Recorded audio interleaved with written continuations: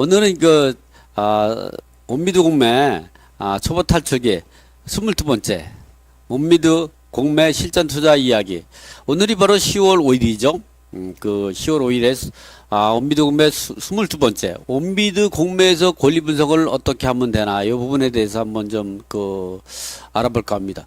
자, 온미드에서의 권리 분석을 하는 방법은 제가 이제 책을 갖고 설명. 왜냐면 이 부분들을 간단하게 설명해 주는 것보다 책을 갖고 이렇게 설명하면 더 아무래도 쉽지 않을까, 이 부분들을 그래서 제가 지금은 제가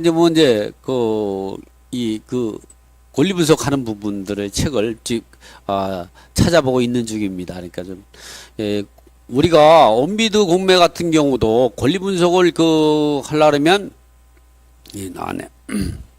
기본적으로 이 권리 분석을 하는 방법을 쉽게 말씀드릴까요? 어렵게 말씀드릴까? 어떻게? 권리 분석을 쉽게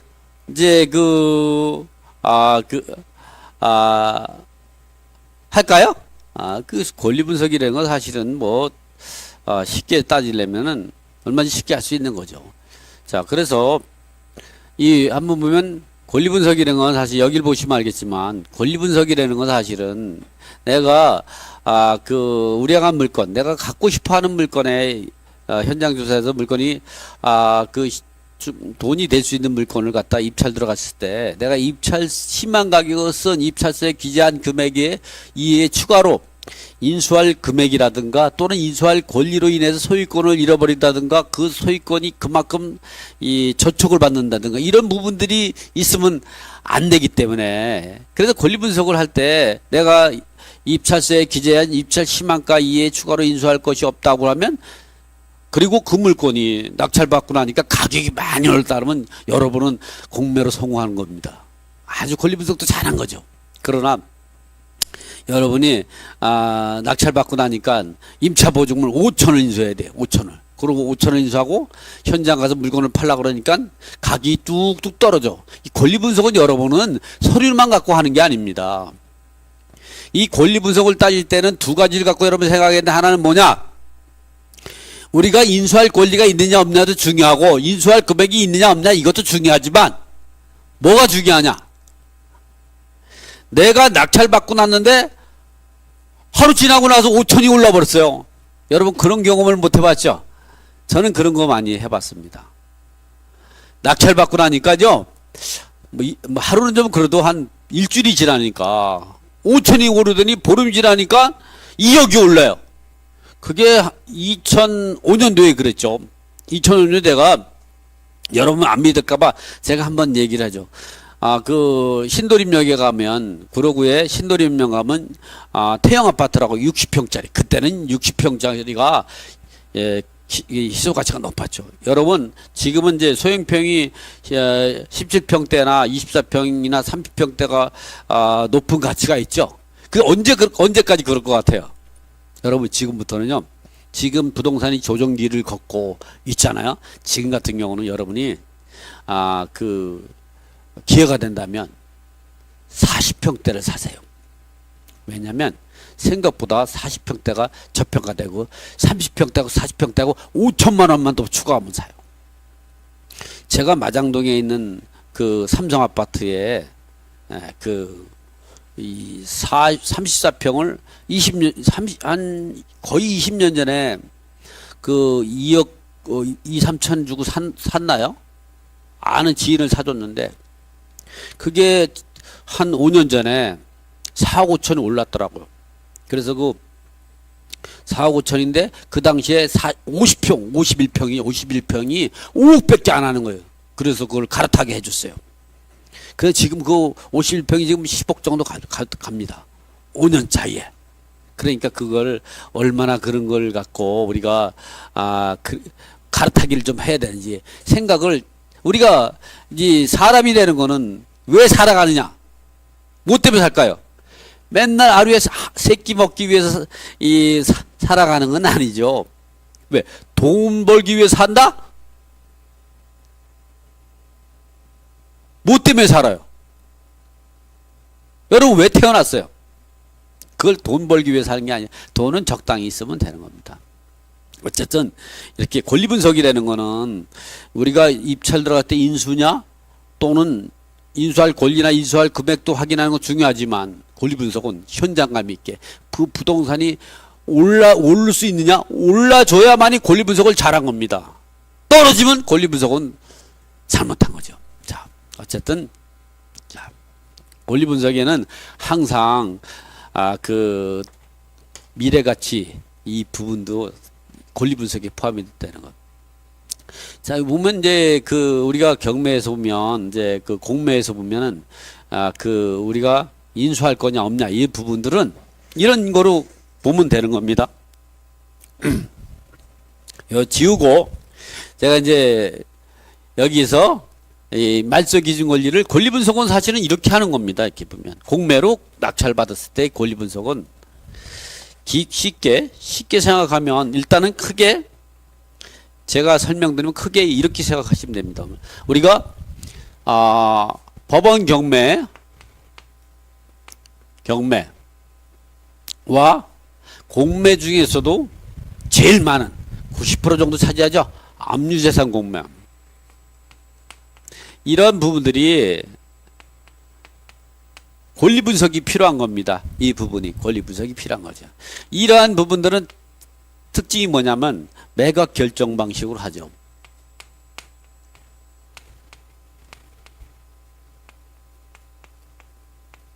그리고 이런 경우는 소멸주의를 택합니다.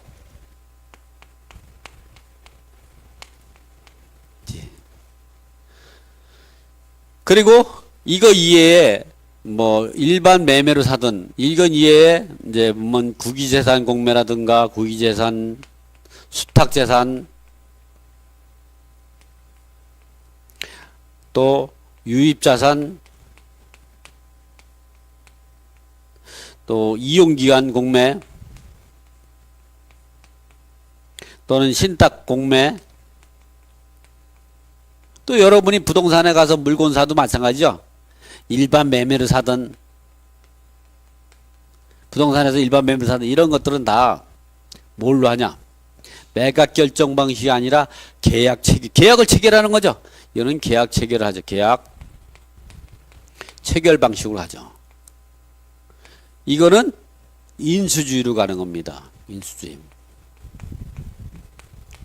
그래서 이러한 것들은 매각 조건만 잘 확인합니다. 매각 조건을 확인하는 방법은 그거는 첫째 공매 공고문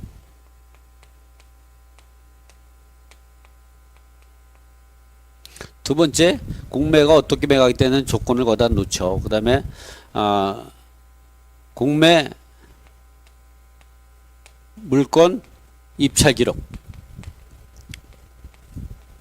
그리고 세 번째는 공매 담당자 자를 통해서 공매 담당자를 통해서 이제 확인하면 되는 거죠. 이렇게.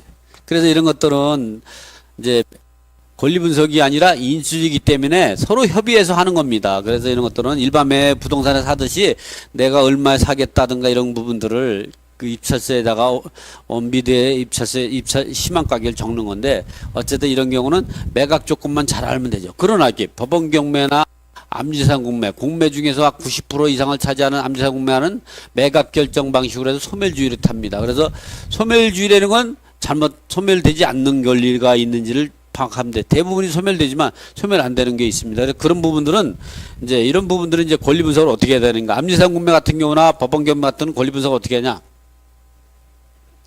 이렇게 일자를 긋습니다. 이게 뭐예요? 땅이라고요? 땅이 아니라 이게 등기부요.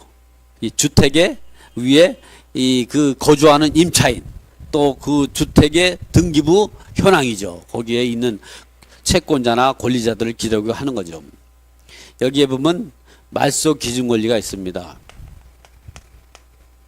말소 기준 권리가 예를 들어 근저당 말소 기준 권리는 뭐 등기부에 가장 먼저 등기된 거로 등기되어 있는 돈 받고 소멸되는 채권으로서 매각 대상물 전체에 효력을 미치는 거죠.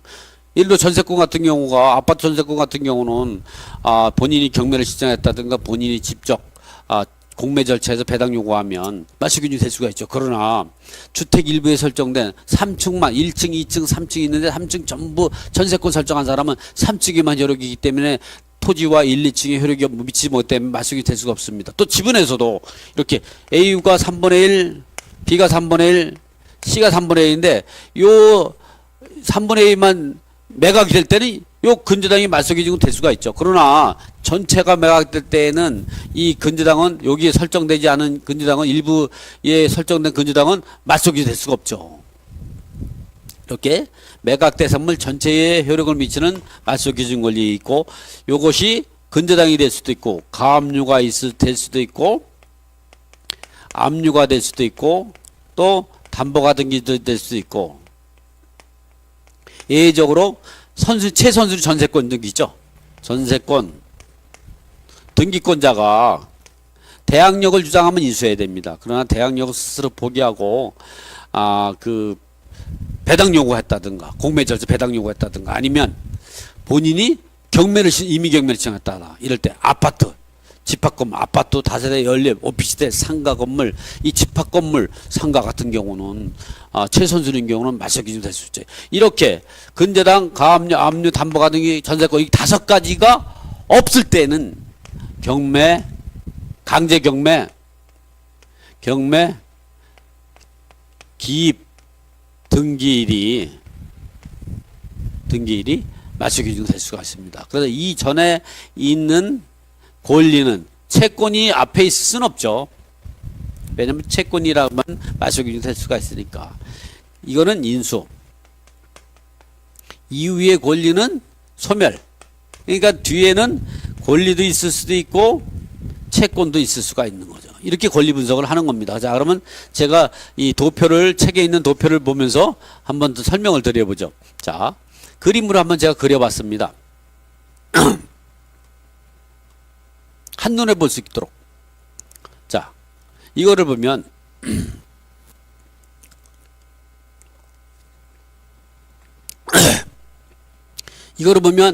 말소 기준 권리가 근저당, 가압류, 압류, 담보가 등기 그리고 이런 것이 없을 때는 강제 경매 기입되게 되고 예외적으로 전세권 집합 건물 전세권자가 대항력을 주장하지 않고 전세권은 용익물권으로서 용익권을 주장할 수도 있고 사용수익권을 주장할 수도 있지만 담보물권을 주장할 수 있거든요. 그래서 이 전세권자가 담보물권을 주장해서 직접 경매를 신청하든가 아니면 공매나 경매 절차에서 제3자의 경매나 공매 절차 배당 요구하면 말소기 될 수가 있는 거예요. 이것이 등기부에 가장 먼저 등기돼 있으면서도 매각된 선물 전체 효력을 미쳐야 합니다. 이런 게 이거보다 먼저 있는 권리, 가등기, 가처분, 전세권, 지상권, 환매등기, 지역권 이런 권리 등이 다 권리죠. 이런 권리들은 인수가 되는 거죠. 그리고 이후에 있는 거는 소멸된. 여기서 보면 이렇게 대항력이 있는 임차인이라든가 임대차 등기 같은 경우는 인수지만 이 사람들이 스스로 용익권을 대항력을 스스로 포기하고 배당 요구하면 전액 배당받으면 소멸되는 겁니다. 그러나 미배당금이 생기면 그 미배당금을 낙찰자가 지급할 때까지 임차권은 소멸되지 않는 거죠. 이렇게 권리문서 이렇게 하는 겁니다. 지금처럼. 그래서 말소기준 권리가 뭐 근저당이 될 수도 있고 이와 같이 가압류가 될 수도 있고 또 그 밖에 이제 이렇게 말소기준 권리가 경매 신청 기입 등에 되면 이렇게 가, 물, 병, 임차인 모두가 다 대항력이 있는 거죠. 그래서 이 사람들이 배당 요구했다도 미배당이 생기면 낙찰자가 인수하는 겁니다. 또 이게 담보가 등기가 될 수도 있고 또 전세권자 같은 경우는 집합건물 전세권으로 최소한 설정된 전세권으로서 이럴 때 이게 집합건물 전세권은 이게 말소기준으로 될 수가 있죠. 그 이후의 권리는 소멸되는 거예요. 이와 같이 간단하게 권리 분석 방법은 이와 같이 간단하게 하시면 되고요. 나머지는 뭐 그러나 여러분이 알겠지만 전세권이 집합건물 전세권인 경우는 말소기 될 수가 있습니다. 그러나 이와 같이 주택 일부에 설정된 단독주택의 전세권이라고 하면 나머지 3층 전체의 전세권이라고 하면 1, 2층에 효력이 미치지 못하고 토지에 미치지 못하기 때문에 을임차인도 이 사람이 대항력을 주장할 수 있는 거죠. 아니면 배당 요구해서 미배당금 생기면 낙찰자가 있어야 하는 겁니다. 그래서 이때에는 말소기준 권리가 세금 압류가 되는 거죠. 아파트 전세권 같은 경우는 이렇게 말소기준 권리가 전세권이 되지만 이렇게 주택 일부에 설정된 전세권 같은 경우는 말소기준 권리가 뒤로 밀려가지고 이 갑을이 있는데 갑이 이제 뭐 대항력을 주장하면 인수해야죠.